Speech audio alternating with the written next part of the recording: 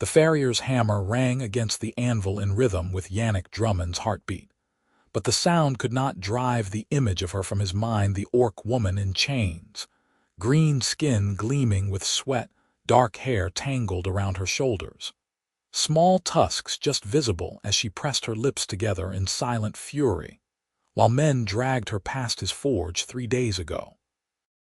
He had watched from the doorway, cold dust on his hands and something cold settling in his chest, as they hauled her toward the stone manor on the hill where Casimir Thorne waited.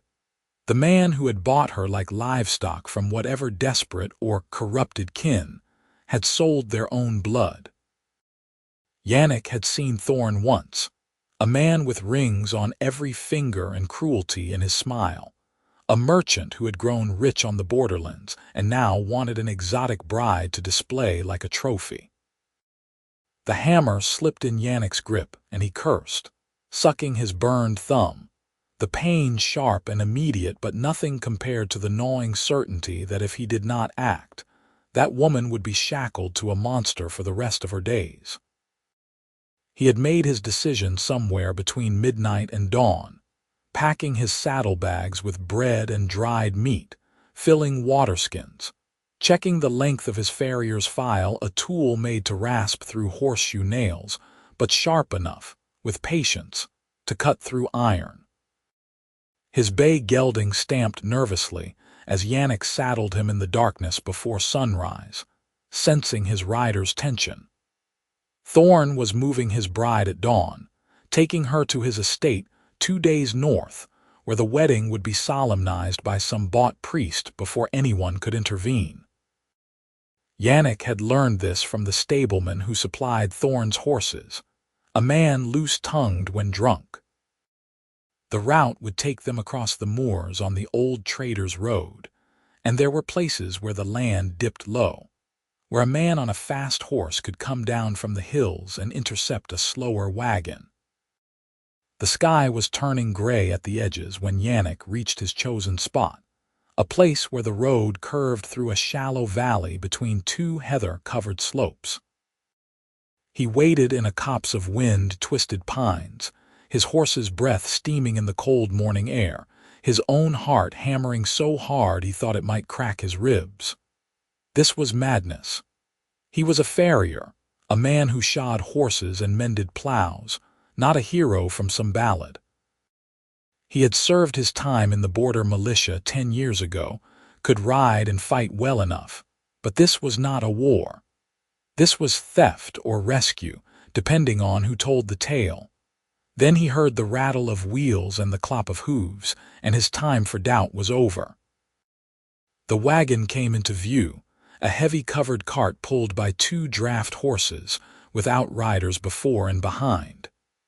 Yannick counted 6 men total, all armed, all wearing Thorne's colors, black and gold. Inside the wagon, he knew, was the woman.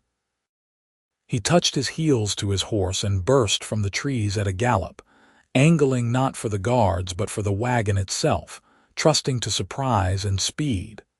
Shouts erupted behind him. An arrow hissed past his ear. His gelding was fast and sure-footed, eating up the distance. And then Yannick was alongside the wagon, leaning down, grabbing the canvas cover and tearing it aside.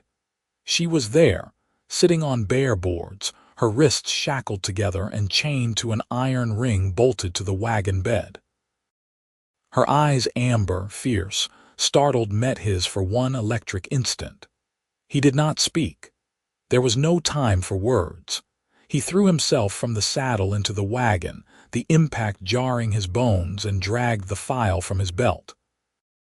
The guards were wheeling their horses around, cursing, but the wagon driver had panicked and hauled on the reins, and the draft horses reared, tangling everything in confusion.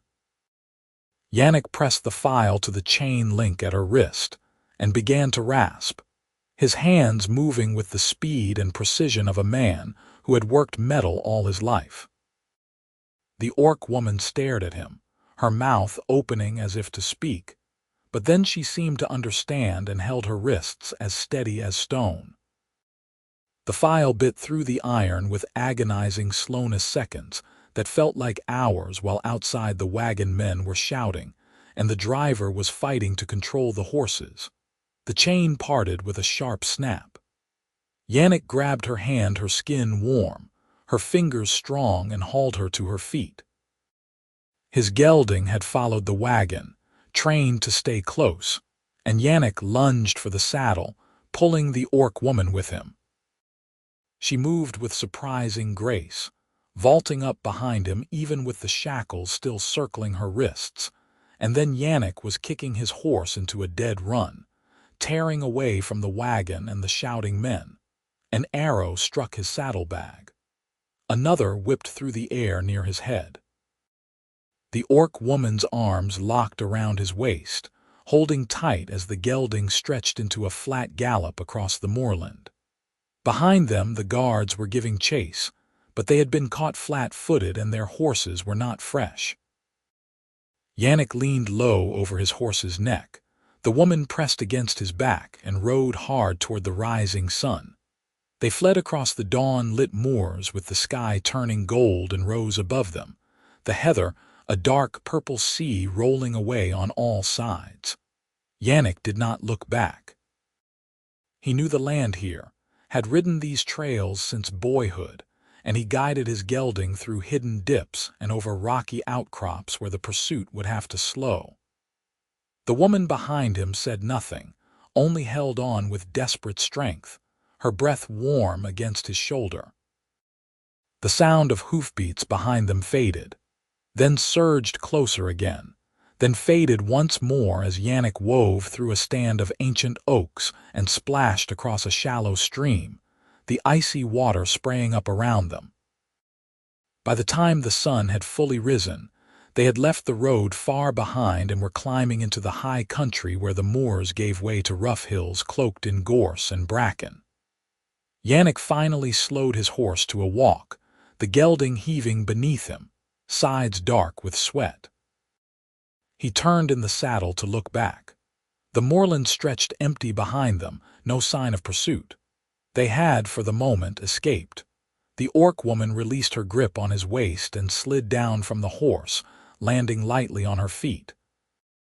She stood there in the morning light, her dark hair wild around her face, the shackles still on her wrists, her amber eyes fixed on him with an expression he could not read.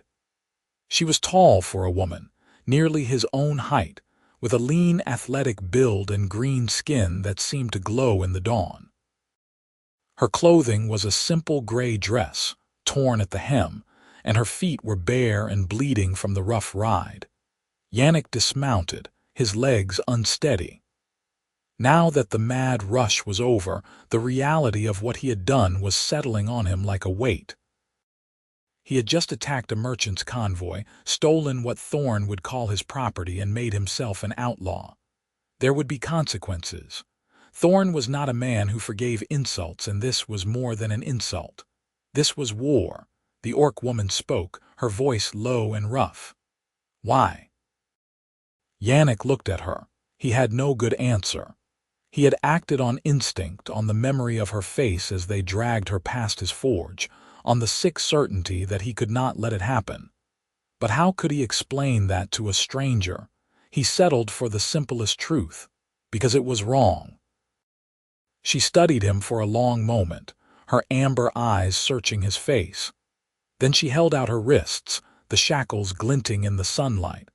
"Can you remove these?" He nodded and pulled the file from his belt again. This close, he could see the bruises on her arms, the raw marks where the iron had chafed her skin. His jaw tightened. He took her wrists gently in his hands and began to work the file against the first shackle. The metal was thick and well made, meant to last, but Yannick knew iron and he knew patience.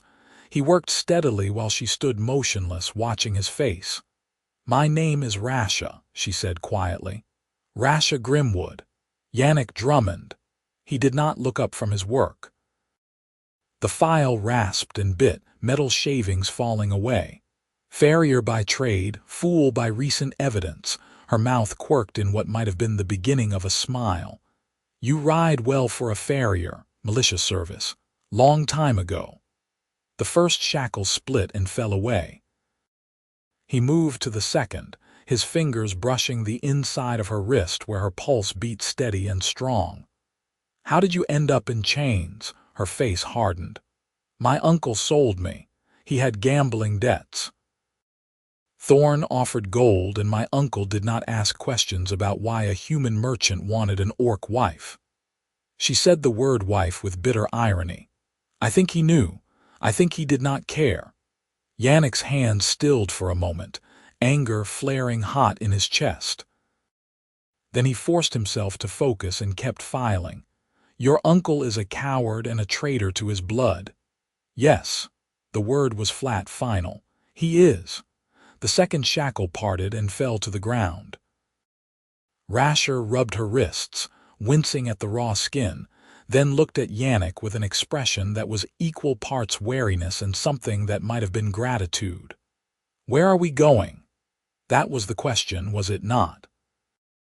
Yannick picked up the shackles and tossed them into the bracken, then turned to look at the landscape around them.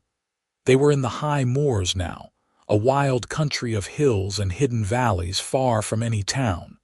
Behind them, Thorn and his men would be organizing a pursuit.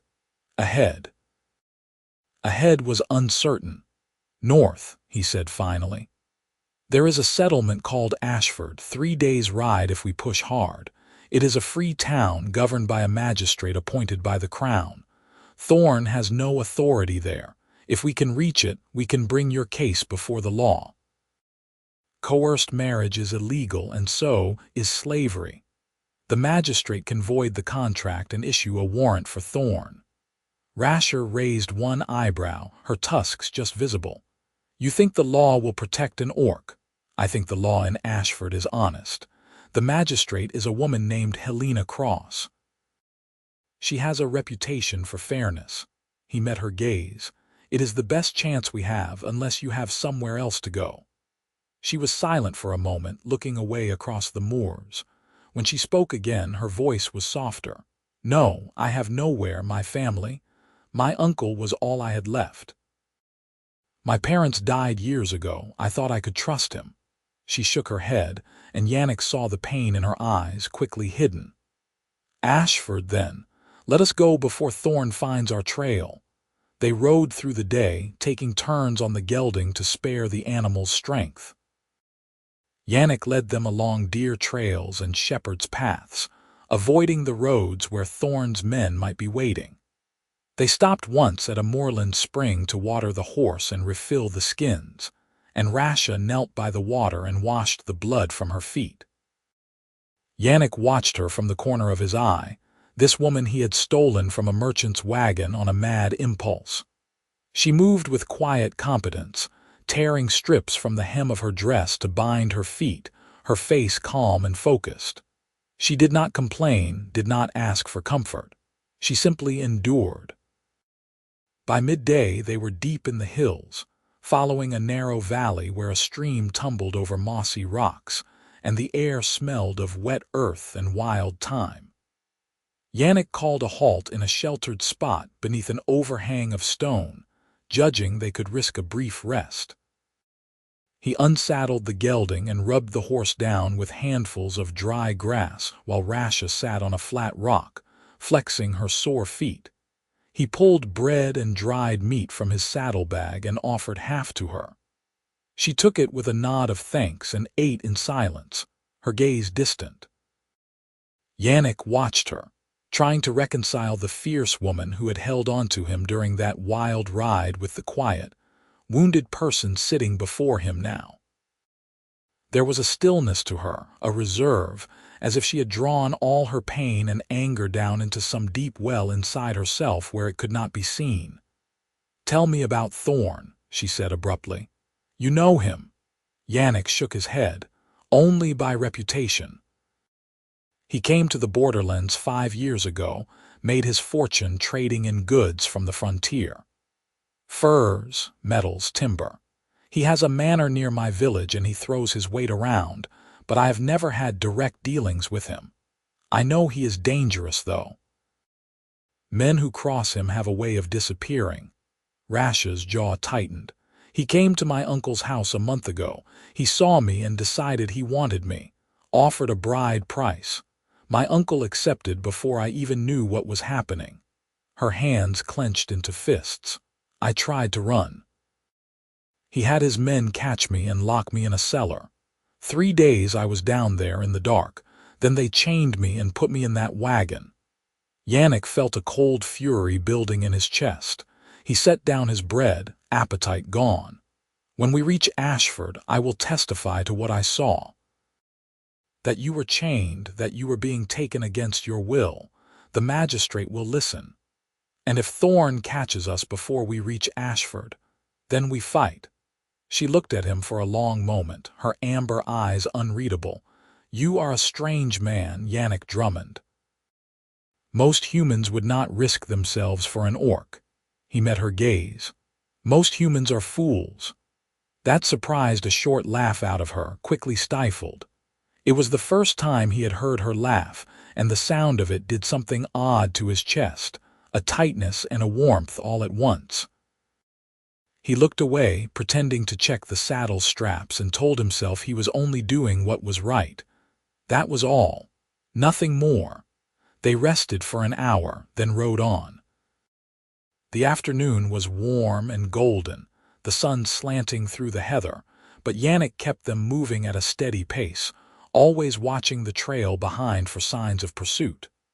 They saw no one, but that did not ease his mind. Thorn would not give up easily. He had paid for a bride and he would want his property back, and beyond that, he would want revenge for the insult.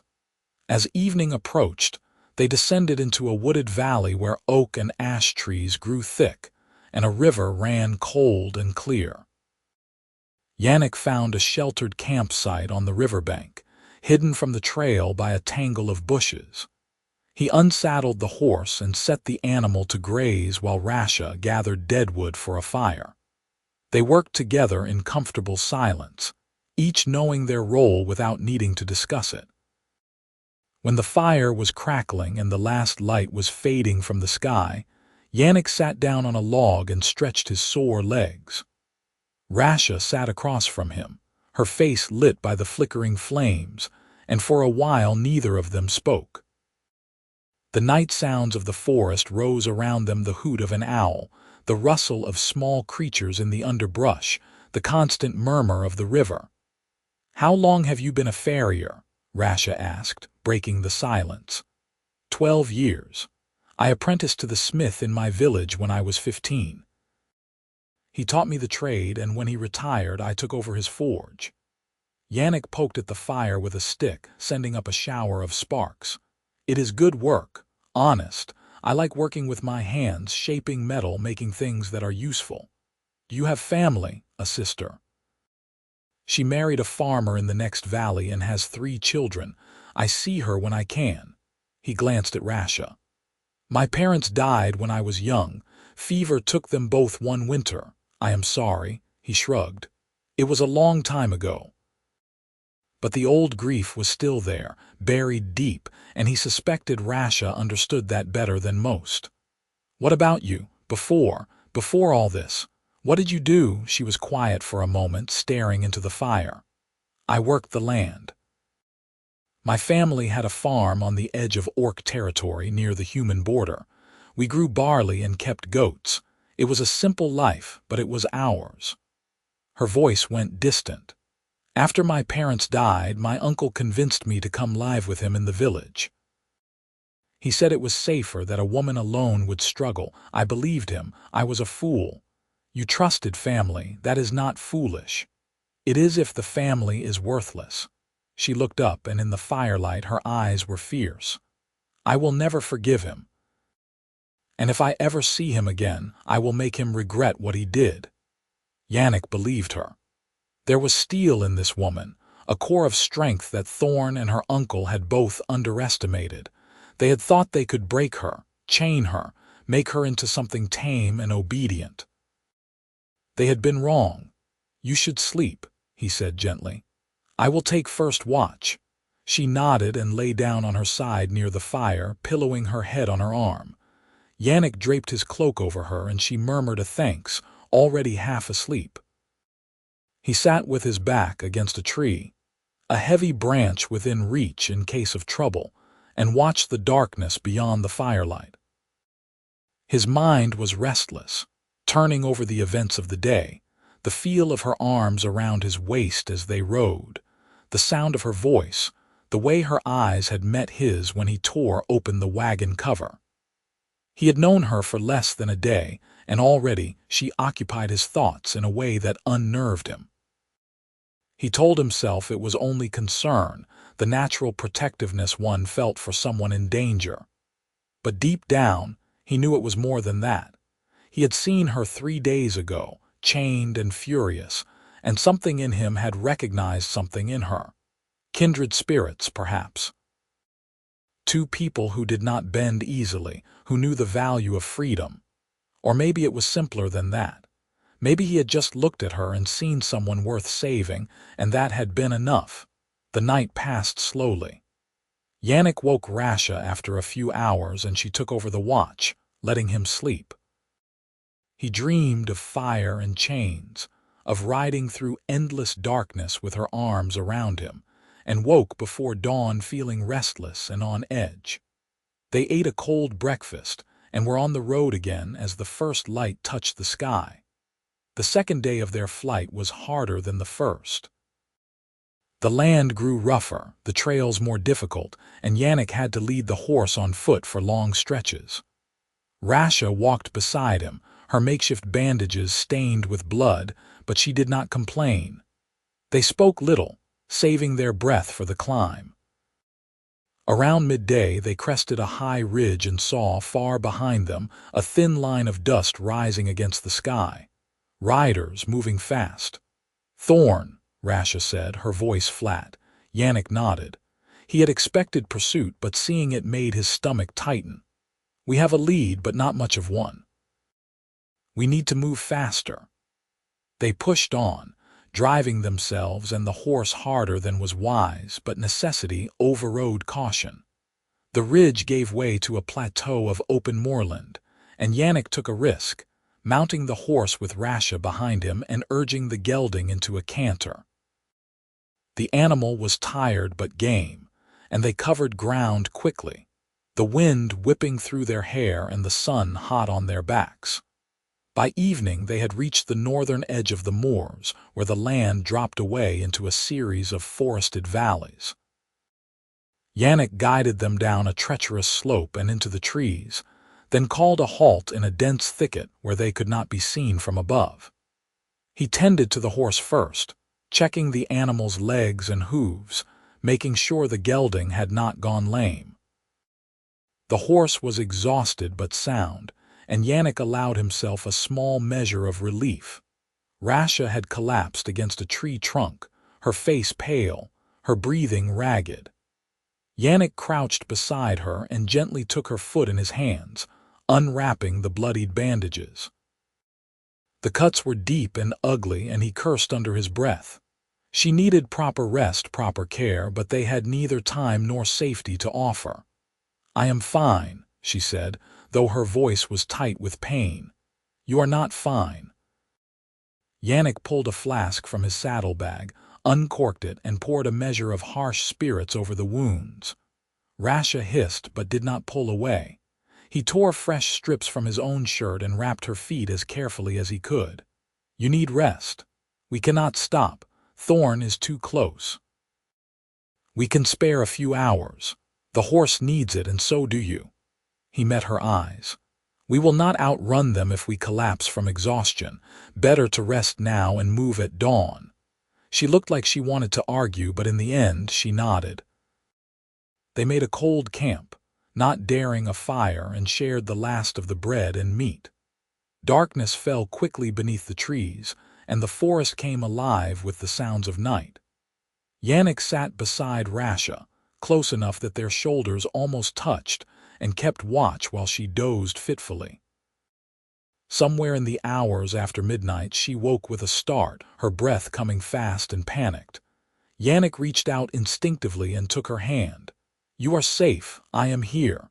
She gripped his hand hard, her fingers trembling. "I dreamed I was back in the cellar, in the dark, locked in." "You are not locked in. You are free." She let out a shaky breath and leaned her head against his shoulder. He froze, uncertain, then slowly put his arm around her. She was warm and solid against him, her hair smelling of wood smoke and heather, and he felt something shift in his chest, a wall crumbling that he had not even known was there. "Thank you," she whispered, "for what you did, for coming after me." He wanted to say something profound, something that would capture the fierce protectiveness he felt for her, the way his heart had seized when he saw her in chains, the certainty that he would have burned the world to set her free.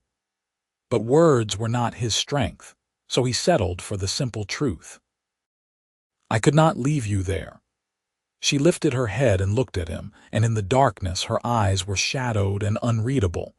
Then slowly she reached up and touched his face, her fingers tracing the line of his jaw. His breath caught. He did not move, did not dare to. And then she leaned in and pressed her lips to his in a kiss that was hesitant and searching, a question as much as an answer. Yannick kissed her back, his hand sliding into her hair, and for a moment the world narrowed to just the two of them, the warmth of her mouth, the beat of her heart against his. When they finally drew apart, he rested his forehead against hers, his eyes closed. "Yannick," she said, and his name on her lips was the sweetest sound he had ever heard. "Rasha." They held each other in the darkness, and no more words were needed. Dawn came too soon. Yannick woke to the sound of birdsong and found Rasha asleep against his chest, her breathing deep and even. He let himself have one stolen moment, looking at her face in the gray morning light, memorizing the curve of her cheek, the dark lashes against her green skin, the small tusks that made her smile fierce and beautiful. Then he gently disentangled himself and rose to check on the horse.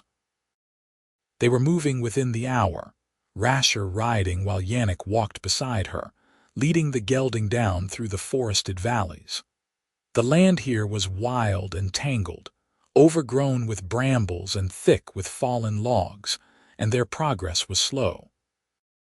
But the forest also offered cover, and Yannick hoped it would throw off their pursuers, at least for a while.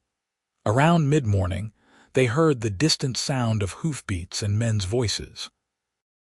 Yannick immediately pulled Rasha down from the horse and led them both into a dense thicket, his hand over the gelding's nose to keep the animal quiet. They crouched there, barely breathing, while a group of riders passed along a parallel ridge, too far away to see clearly but close enough that Yannick could make out Thorn's colors on their cloaks. 6 men, heavily armed, moving with the grim purpose of hunters who knew they were closing in on their prey. When the riders had passed, Yannick and Rasha waited a full hour before moving again. This time, Yannick chose a path that led deeper into the forest, away from the ridges and trails where they might be spotted. It was slower going, but safer, and by the time the sun was high, they had put some distance between themselves and the pursuit. They stopped at a stream to water the horse and rest. Rasha washed her face and hands in the cold water, then sat on a rock, her expression thoughtful. Yannick stood nearby, one hand on the horse's neck, watching the forest for any sign of danger. "One more day to Ashford," he said. "Maybe less if we push through the night. And if we reach it, what then?" Rasha looked at him. "Thorn will not simply give up because a magistrate tells him to. The law will be on our side. Thorn can hire all the thugs he wants, but he cannot attack us openly in Ashford without bringing the crown's wrath down on him. He is a merchant, not a warlord. He has too much to lose. You have a great deal of faith in the law. I have faith in Helena Cross. She is no one's fool, and she does not tolerate corruption." Yannick sat down beside Rasha, close enough that their knees touched. Once you are under her protection, Thorn cannot reach you. Rasha was silent for a moment, then reached over and took his hand, threading her fingers through his. And what about you? You have made yourself an enemy of a powerful man. He will come after you as well. Let him try. Yannick squeezed her hand. I have faced worse than Casimir Thorn. She smiled, a small, fierce smile that made his heart skip. You are a brave man, Yannick Drummond. Or a foolish one. Perhaps both. She leaned in and kissed him, a brief, sweet touch of lips that left him breathless. When she pulled back, her eyes were warm. But I am glad you are a fool. They rested for an hour, then rode on. The afternoon was hot and humid, the air thick with the scent of pine and decaying leaves. Yannick felt his exhaustion like a weight, but he pushed through it, driven by the knowledge that safety was close now, just one more day, one more night. Rasher rode behind him, her arms around his waist, her head resting against his back, and he drew strength from her presence, from the trust she had placed in him. As evening fell, they emerged from the forest onto the edge of a wide valley. Below them, a river glimmered in the last light, and beyond it, the land rose into rolling farmland. Yannick pointed to the north. Ashford is on the far side of that valley. We can reach it by tomorrow afternoon if we start early. Rasha nodded, her face showing the first real hope he had seen since he pulled her from that wagon. Then let us find a place to rest. I can barely keep my eyes open. They descended into the valley and made camp in a sheltered hollow near the river. Yannick risked a small fire, judging they were far enough ahead of Thorn's men to afford the comfort. They ate the last of their provisions and sat together by the fire, shoulders touching, too tired to speak but content in each other's company. The night was clear and the stars were bright overhead. Yannick lay on his back, looking up at the sky, and Rasha curled against his side, her head on his chest. He stroked her hair absently, feeling the rise and fall of her breathing, and allowed himself to imagine a future beyond tomorrow. A life where they were not running, where they could simply be together without fear. It seemed like a distant dream, fragile and improbable, but the feel of her in his arms made it seem almost possible. Yannick, she murmured, half asleep. Yes, if we reach Ashford. If the magistrate frees me. What will you do? He thought about that. His forge, his village, his old life. They all seemed impossibly far away now, relics of a past that no longer fit. He had crossed a line when he rode into that dawn and cut her chains, and there was no going back. I will stay with you if you will have me. She lifted her head and looked at him, her eyes searching his face. You would give up your home for me. My home is wherever you are. The words came out more easily than he expected, and he realized they were true.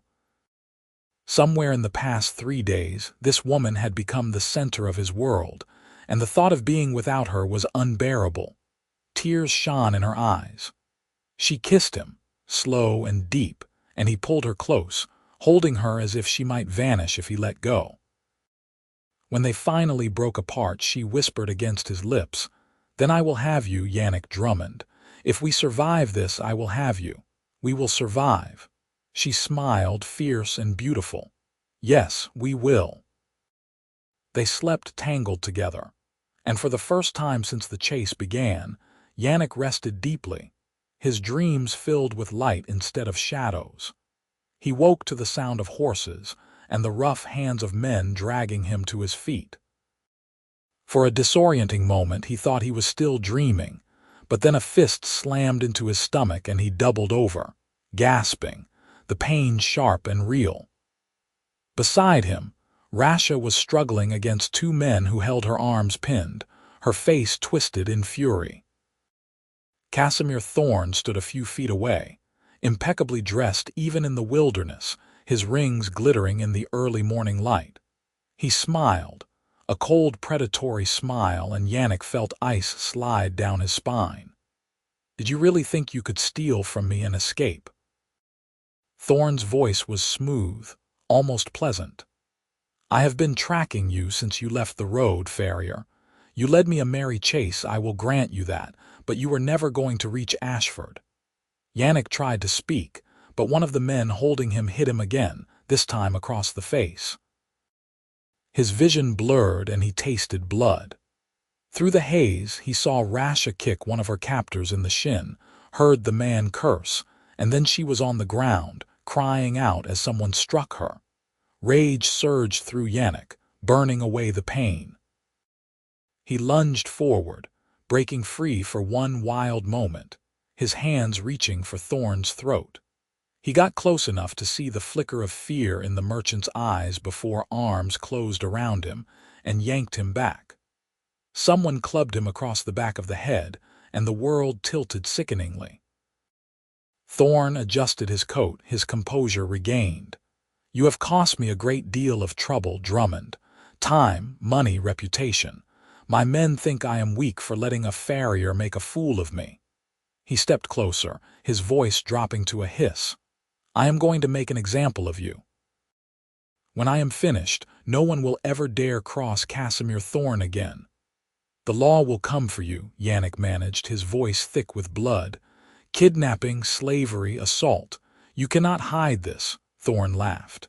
"The law. By the time any magistrate hears of this, you will be dead and my bride will be safely wed. Who will testify against me? A dead man and a terrified orc woman," he gestured to his men.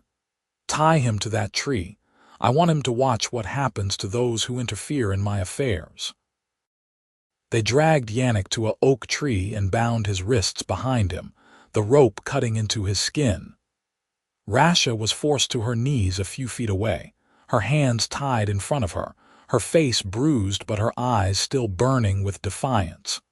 Thorn stood between them, savoring his victory. "I had planned a quiet wedding," Thorn said conversationally.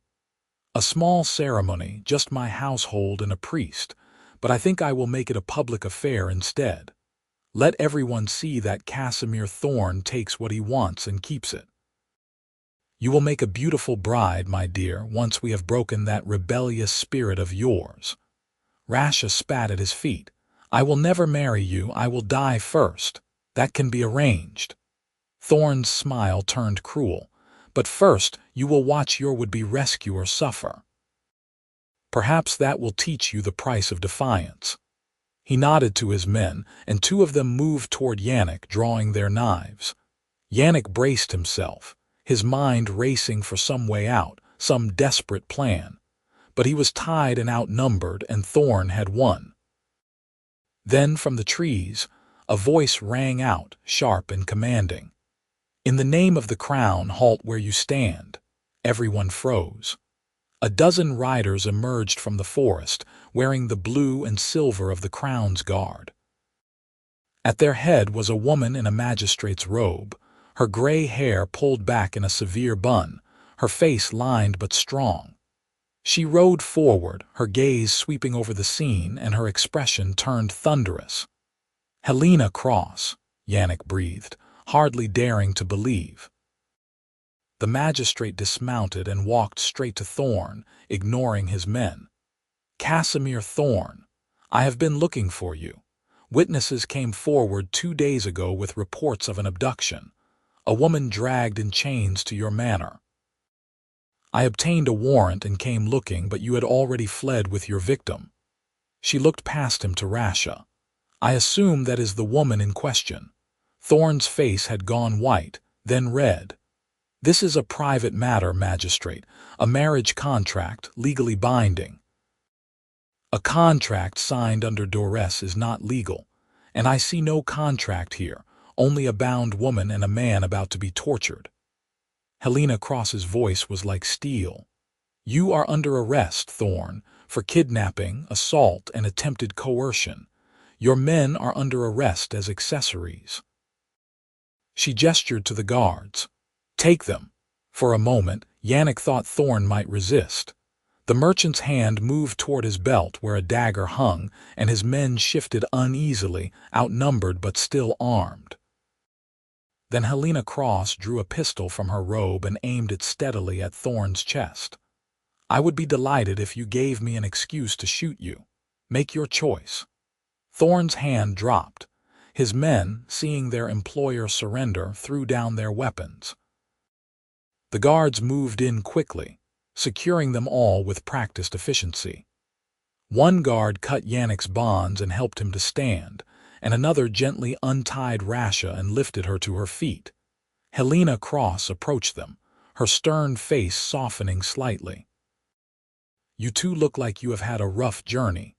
Yannick nodded, his head still spinning. "Magistrate Cross, we were trying to reach Ashford. So I gathered. A shepherd saw riders chasing a lone man and woman 2 days ago and reported it to my office. I put together the details and came looking." She looked at Rasha.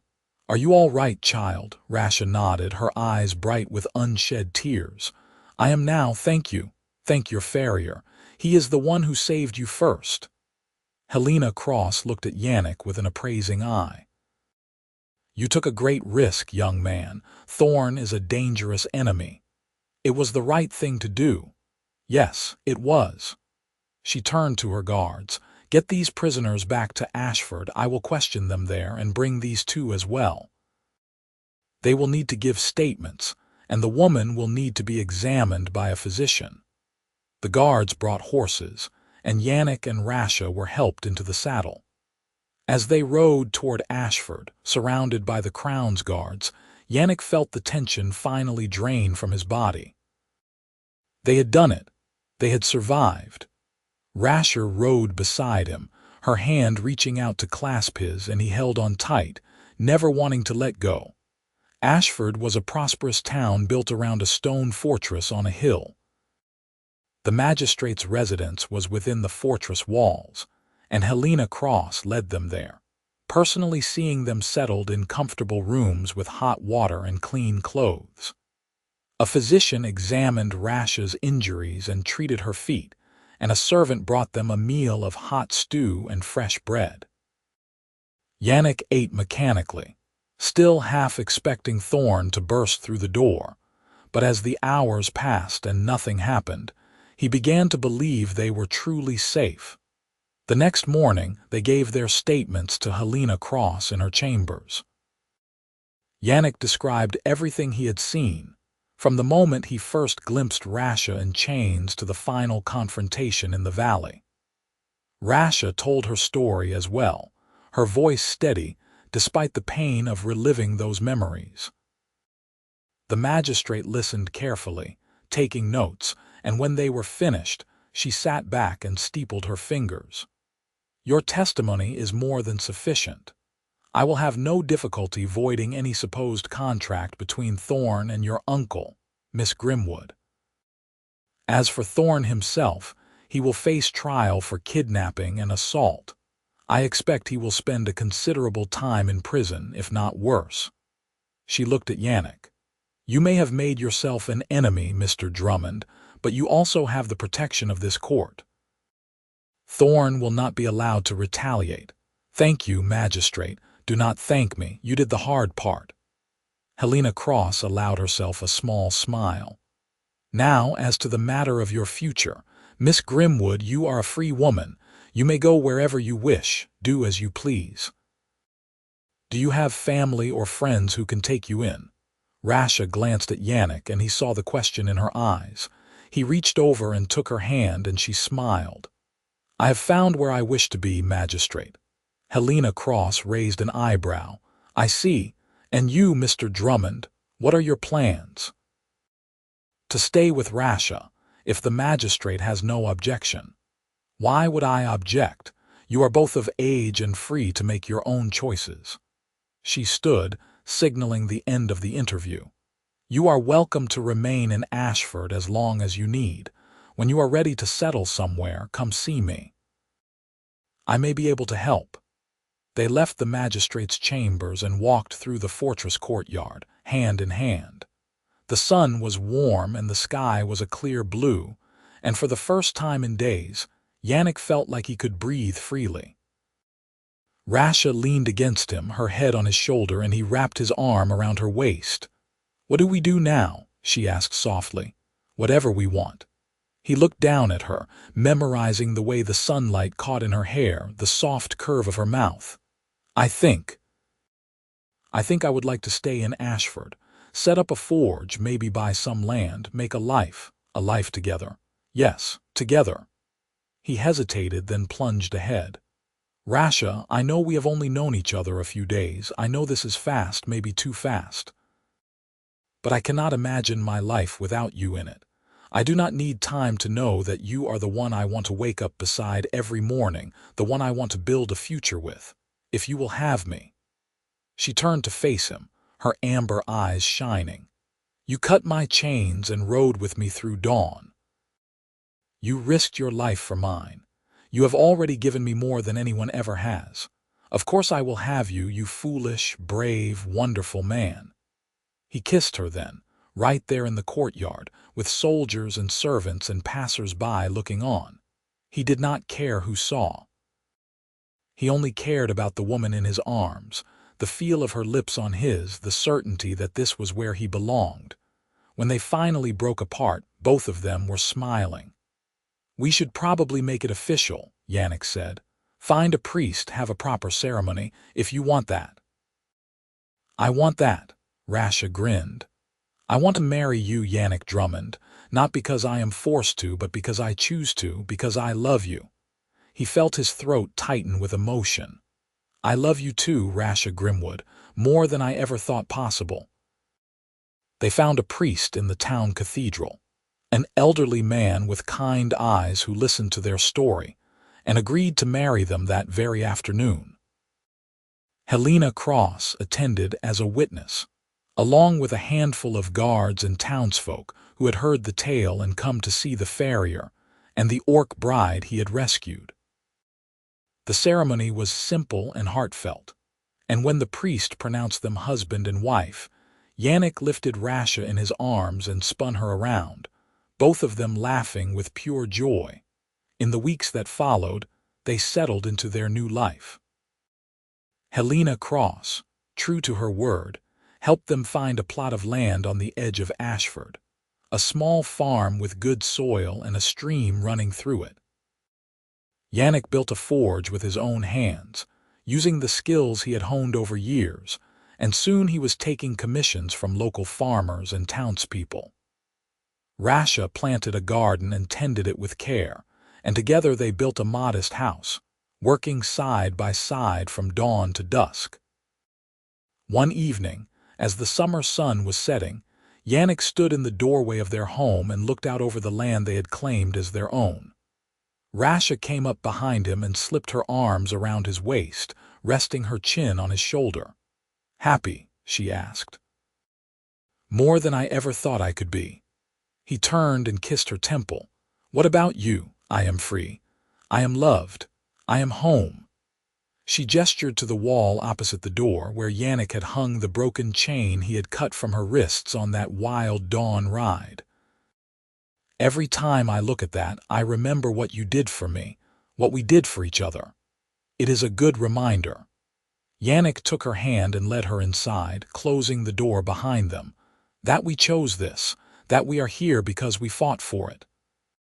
She smiled and pulled him close, kissing him with all the passion and tenderness of a woman who had found her place in the world. "I would fight for it again, and again, as many times as it takes. So would I." He rested his forehead against hers, his heart full to bursting. "So would I." They stood together in the fading light, two souls who had ridden through the dawn and found each other in the fire and the fear and the hope.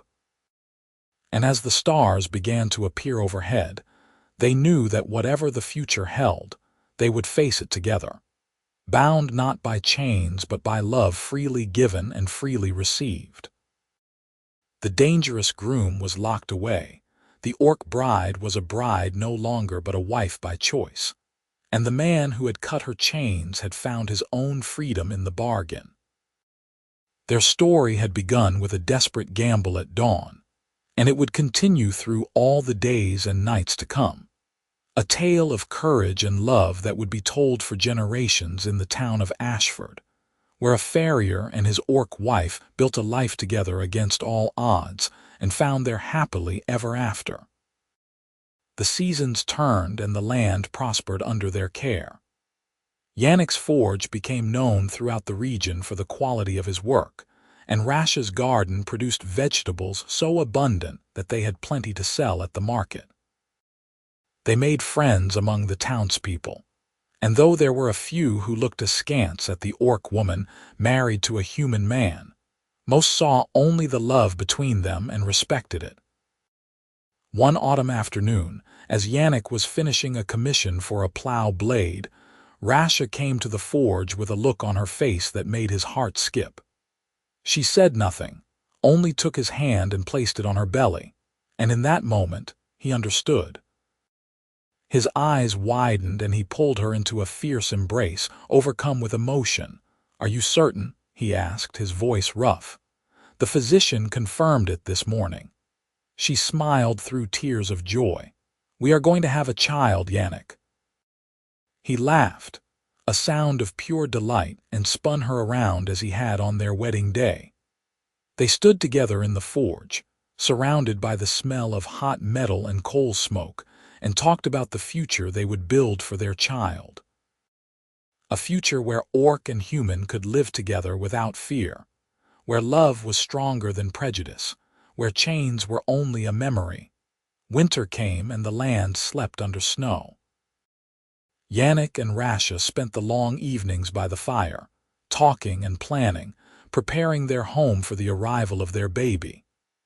Yannick carved a cradle from oak, sanding it smooth and painting it with care, while Rasha sewed tiny clothes and blankets. They chose names, arguing good-naturedly over which was best, and in the end they agreed that if the child was a girl they would call her Greta, a name that meant strength. Spring arrived with a burst of green and new life, and on a warm morning when the apple trees were in bloom, Rasha went into labor. Yannick sent for the midwife and paced the floor while the women worked, his nerves stretched taut. The hours seemed to stretch on forever, and then finally he heard the thin wail of a newborn and his heart leapt. The midwife emerged, smiling. "A daughter, healthy and strong. Your wife is well." Yannick rushed into the room and found Rasha propped up in bed, her face exhausted but radiant, holding a tiny bundle in her arms. She looked up at him and smiled, and he felt tears prick his eyes. He sat on the edge of the bed and looked down at his daughter, a perfect little creature with green skin and dark hair and eyes that would one day be as fierce as her mother's. "Greta," Rasha whispered. "Our Greta." Yannick reached out and gently touched the baby's tiny hand, and her fingers curled around his thumb. In that moment, he understood what it meant to be truly complete. He had thought he had found everything when he cut Rasha's chains and rode with her through the dawn, but this was more. This was the future made real, a new life born of their love, a promise that the world could be better than it was. "She is perfect," he said, his voice breaking. "She is ours." Rasha looked up at him, her eyes shining. "Everything we fought for, everything we survived, it led us here, to this." He leaned down and kissed her, gentle and reverent, then kissed his daughter's forehead. "I love you both more than words can say, and we love you." Rasha smiled, that fierce, beautiful smile he had first seen in the firelight on the moors, now and always. The years passed in a blur of work and laughter and love. Greta grew into a bright, spirited child who had her mother's strength and her father's steady heart. Yannick's forge prospered, and Rasha's garden became famous throughout Ashford. They built a good life, filled with friends and community, and the simple pleasures of watching their daughter grow. One summer evening, when Greta was 5 years old, the family sat together on the porch of their house, watching the sun set over the fields. Greta was playing with a wooden horse Yannick had carved for her, chattering away about her day, and Rasha sat beside Yannick, her hand in his. "You remember the first time we sat together like this?" Rasha asked quietly. "On the moors by the fire when we were running from Thorn." "I remember." Yannick squeezed her hand. "I remember every moment of those days. They changed my life. Mine too." She looked at him, her amber eyes soft with affection. "I was so angry then, so afraid, I thought I would never be free.